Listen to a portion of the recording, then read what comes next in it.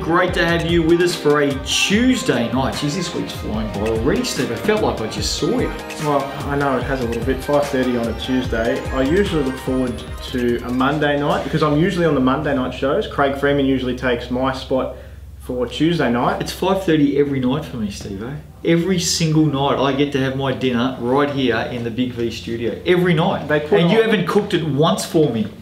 Not once have you picked up the tools and actually fried me something up on the barbecue. The production staff put they're a great spread on. I wouldn't be complaining because they'll poison it next time for you. You can only have a snagging bread so many times, mate. Anyway, Division 2 Women, round 13. Here we go. There's the results up on screen for you.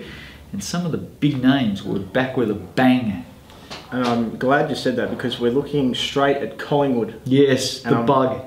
She has returned. The bug went bang. Went bang with a big win for the All-Stars. 33-point winners. Jada Buggs had 36 points, 19 rebounds. And wouldn't Collingwood be happy that she returned into some great form? Well, she's been a little bit inconsistent this season, but the bug went bang on the weekend in a big way, and Collingwood got a massive win. Speaking of massive wins, Northeast touched up the Sherby Suns. Well, it hasn't been the Suns' year to say the least, and Northeast 43. I think they got touched up last week, so it's good to see them back 43. in form.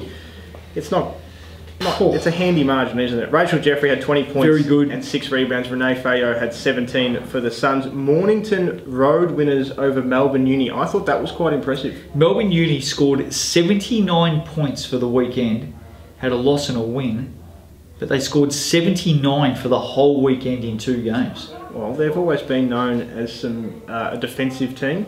They don't score a hell of a lot. We haven't seen them, score 80 plus regularly. But I thought the Mornington win said a lot about the Breakers. Ash Wright had 21 points and 5 rebounds. Elise Swan, 14 points and 7 rebounds. Just watch out for the Breakers, especially when they get that one on the road. Okay, all right, fair enough. Wallen got Melton. Tessa Ramsey, 22 and 12 for the Panthers. Nice little win by Wazza and the girls from Wallen.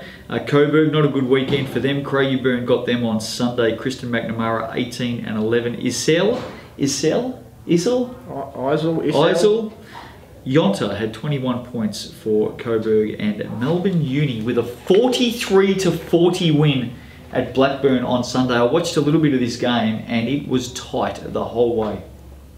Did you really? Oh, I did. On live stats. I wasn't actually at the game. I was going to say, didn't you have coaching commitments? No, I wasn't at the game. But no, fair enough. Tori Sumskas had 11 points and 17 rebounds, but Lauren Ballagante led Melbourne Uni. You can't be everywhere, Steve. I know there's some viewers out there that think that we have to get to every single game on the weekend. It is impossible.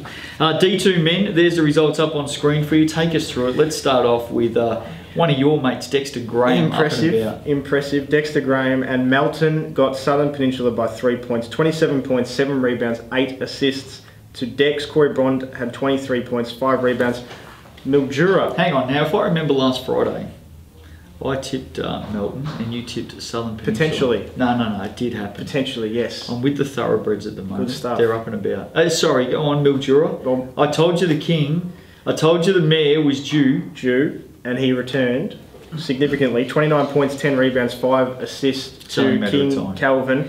Got over by 5 to Pakenham. The last time Pakenham played up north, they may have won on the buzzer, I remember. I think they've definitely had a close game up there. They would have taken that confidence up there, but they just fell short by 5. Sherbrooke, 10-point winners over North East, and there was a massive game. Finger licking good. By Hot and Spicy. Hot and Spicy up and about. 35 points. Lloyd Wright had 31. Tried to match him, couldn't do it. Sherbrooke back in the winners' circle by 10 over North East. You reckon Hot and Spicy hasn't loved the attention on social media over the last couple of days, or what? He may have been living on it. May have shouted the Suns boys KFC on the way home. Well, sorry, they were at home, but on the way they should have been shouting him.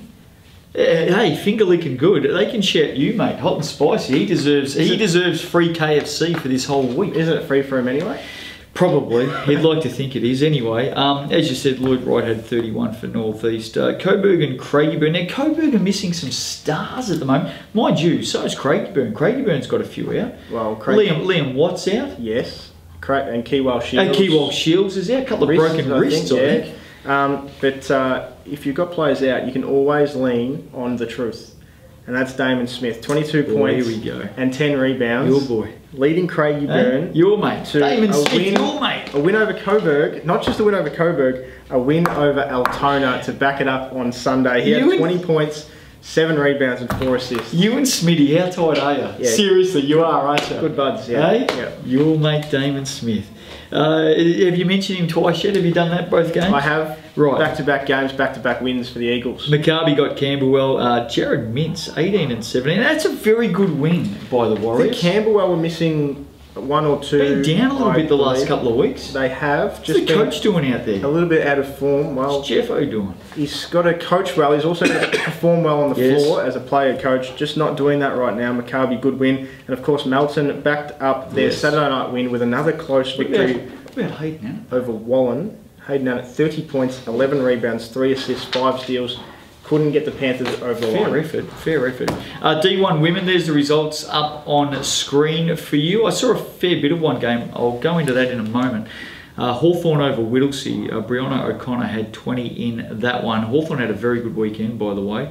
It started well. That's a good win over the Pacers. Mildura 2, good for Latrobe City. I think the energy suited up the grand total of 6 players in that game. 6. That's it. Did some miss the bus? Or? 6. You could have recruited a couple of the locals to step in and help out. Anyway, they suited up 6. Mildura, way too good. Vanessa Power had 32 in that one. Now, Casey and Warrnambool saw a bit of this game on Saturday night. Jamie Lee Jeffs, 15 points for Casey. Holly Green had 21 for Warrnambool. Now, I'm telling you this right now, Steve-O. Mark this down. If Warrnambool go into finals and they roll out their best players, okay, because some are there some weeks and some aren't. If they roll out their best team in finals, which you would think that they will do. Well, we know that some players only play away games and there's others that can only play home games due to different reasons. If they roll out their best team for finals, which you would expect them to do, yes, they'll win the whole thing. Okay. Mark it down. There you go. Mark it down. They will not lose the final series if their best team rolls out. Some of their better players were running around in this one and they were just a step up. Simple as that. Werribee and Chelsea. Alyssa Bennett, very good, 21 and 15 for Werribee. I like the She-Devs. I've been talking them up the last few weeks. Western Port and Casey, horror weekend for the Cavs. Well, horror. I'm glad you mentioned that, and you sort of touched on Warrnambool being very, very good. I think Casey's just been found out this weekend, and I'm nearly prepared to say that I don't think Casey can go all the way.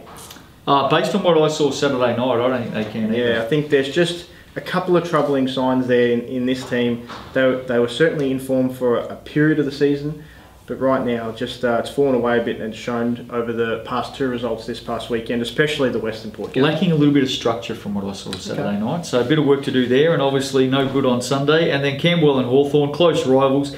Lara Edmondson, great young kid, 18 and 10 for Hawthorn. Talia Higgs had 19 for Camberwell, but Hawthorn get it by 13. Yeah, good to see Lara Edmondson lead the scorers for the Magic. Good young player.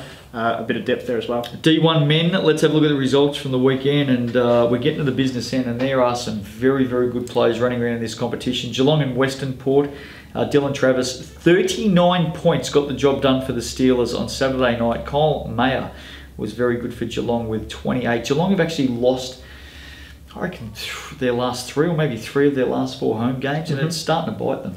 Yeah, but certainly not just non-credit to Geelong. You got to give some credit to Western Port too. They had a great weekend, led on their star in Dylan Travis, but there was a couple of others that stepped up in the meantime and got back-to-back wins. Shepparton, too good at home for Warrnambool. I think Shepparton are home again this week as well, so they've had a nice little run of home games. Okay. Too good for Warrnambool. Spencer Coleman, 22 and 10 in that one. The Gators flying high. Warrandyte on the road over Latrobe City. Spreewell, 21. Brenton Charles had 13 dimes. Matty Farrell is doing everything he can for the Energy at the moment. He had 23. Yeah, that's right. It hasn't been the year for the Energy, has it? Speaking of your guys, how'd the Dot go?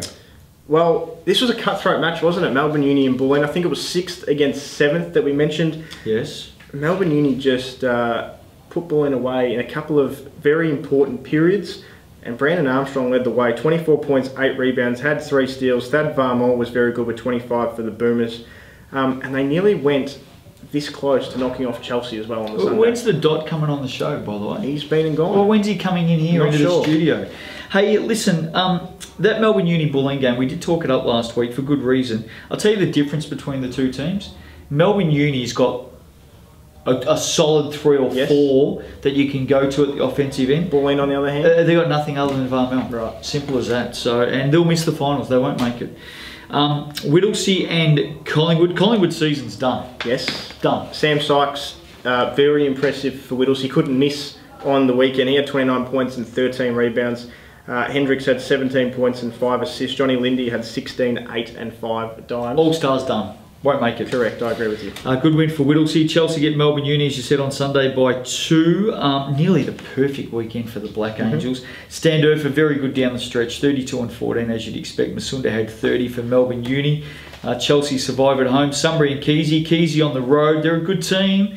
They're flying under the radar at the moment, Keesey. Yeah, a little bit. Jared Newby had 23 in that one, and Warrandyte couldn't double on the weekend. Western Port too strong at home by 24. Travis 27 and 13. It fell apart in the second half. Did the Venom? They did. You're right. State champ women. There's the results from the weekend. Eltham went down to Hume by 8. Competitive, the Wildcats. They were. Jordan O'Shea led the way, 14 points. Nicole Zammit, very good for the Broncos. She had 22 points, 12 rebounds, 6 assists. A couple of others stepped up as well around. Yeah, there was some big games, Steve. Sunbury got Waverley by 3. Kelly Bowen, I think, missed a couple of late shots, hard shots, mind you, but she had a great game. Big weekend, Kelly Bowen. She had 21 and 12 in that one. Karen Harrington, what an insertion she's been. Yeah, 23. All the big guns stepped up, understood the game that it was, and the Jets just go over the line. And we mentioned it a couple of times over the last month. The Jets just starting to find their rhythm. Yeah, they are. Bulleen had won their last 3, but went down by 4 at Southern Pen. Peyton Little, 19. Now the Booth, Sarah Booth had 33 and 17 for Bulleen, and Jasmine Hines had 26 and 16. I'm telling you now, you couldn't ask more of your imports, could you? No, they delivered. Not at all. And they've been leaning on them just a little bit too much this season. You can tell that they can produce. They just need that third person just to give a little bit of a push. Life without Cassidy Mihalko is life that isn't going well for Ringwood. They lost their 3rd straight, went down by a point to McKinnon. They were at home at the Rings. Desi Ramos had 28. Mel Ioannidis 17 for McKinnon. Ariel Thomas very good in that game as well. McKinnon lowly. A lot hasn't gone right for them this season. No. That's a very good win for them. Ringwood are on the skids. Cassidy Mihalko out. We believe she's done for the season. Right. Ribs, I think, I heard. Okay. But they're on the slide. We know that Ringwood always, and their men are the same, they build great units around their imports. Yep. Some of their men have been together for a fair while, though. They're a very good unit. But the women, the cracks are showing. I don't know that they've got the talent with one of their imports down, and they are in danger right now. Yeah, they'll certainly need everyone to refocus, come together to match the likes of the Sunburys, the Waverleys, even Southern Peninsula. They need to find another degree. They do. Knox. Knox. Forgot completely about them as they had the week off. On McKinnon's side, good to see Mel Ioannidis find some form. She was probably out of form for the remainder of the season. Yep. Keilor and Sunbury. So Sunbury get a couple on the weekend. Timely for them. Josie Stockel, 17. Amy Smith had 16. At least Penaluna had a good weekend as well for Sunbury. And Waverley bounced back on Sunday against Southern Pen. Really tight game. Kelly Bowen, 17 and 15. Jazz Shelley had 22. The Falcons get it by 4. Yeah, big weekend to Kelly Bowen, as you mentioned earlier. Let's go to State Champ Men. There's the results from round 13. Let's take you through it. Eltham got Corowa by 18, Benny Waldron 22, Julius Brooks 19 and 10 for the Stingers. Stingers, just wait till we get to Sunday. Yeah, bear with us. Been a while for a win. Been a while coming. Blackburn and Hawthorn. Hawthorn got that one by 13. Nelson Kursky had 29 in that one. Johnny Creighton had 22 and 9 for Blackburn. Casey McKinnon, big game on Saturday night. Lots of scoring. Casey 103, McKinnon 96. Donlan had 27 for the Cavs. Dylan Stith was absolutely terrific, had 36 for McKinnon. It was a big game and really competitive game. I'll tell you the other thing about Casey. Great crowd. Nice little venue down there. Not little, nice big venue not down bad, there. is it? I had the kids out there doing a lot for the kids. Well done to the Casey Cavs. Good. Because it was a big, loud, vibrant crowd.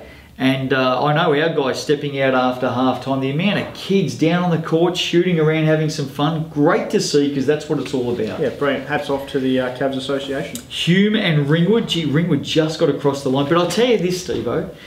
Good teams find a way.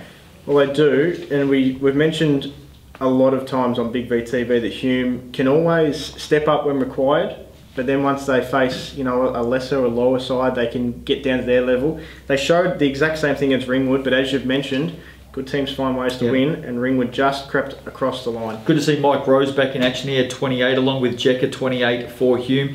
Jacob Gibson had 32. The Snowman, Matty Snow, was just fantastic again. He just gets that team going. He's terrific.